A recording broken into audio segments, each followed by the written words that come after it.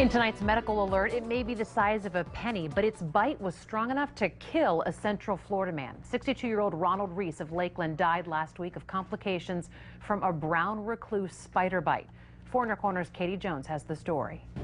Talk about a scary statistic. Experts here at the Calusa Nature Center say out of the hundreds of different types of species in the state of Florida, the brown recluse is one of the most dangerous, and unfortunately, these deadly spiders are extremely common.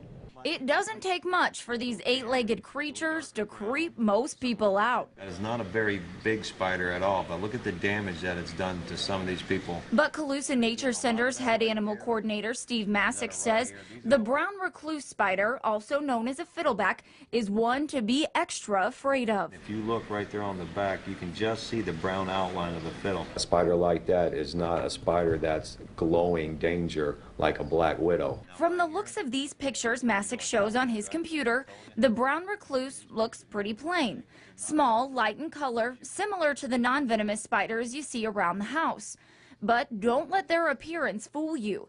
The typically penny-sized spiders pack a big punch, and Masick says you may not even feel them attack. That's why people a lot of times are hesitant to go to the hospital initially, because they're thinking they might have got bit by a mosquito. And Masick says those tiny bug bite-like bumps can quickly develop into extremely painful and severe wounds. That tiny red will grow out to be a big red circle.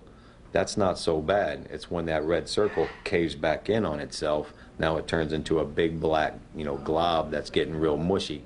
It's because it's deteriorating the tissue and the muscle. It can eat a big, nasty hole in somebody very quickly. The brown recluse is hard to avoid. Masick says they pop up everywhere, specifically in rural areas or older homes with lots of cracks and crevices. Injuries from the spiders are common, but deaths are rare. According to the American Association of Poison Control Centers, only 2 people died from spider bites between 2001 and 2005. While they tend to attack unexpectedly, Masick says it's important to know what to look out for. When it comes into this great state of Florida, a brown recluse is like one of the #1s for putting a nasty hurting on people.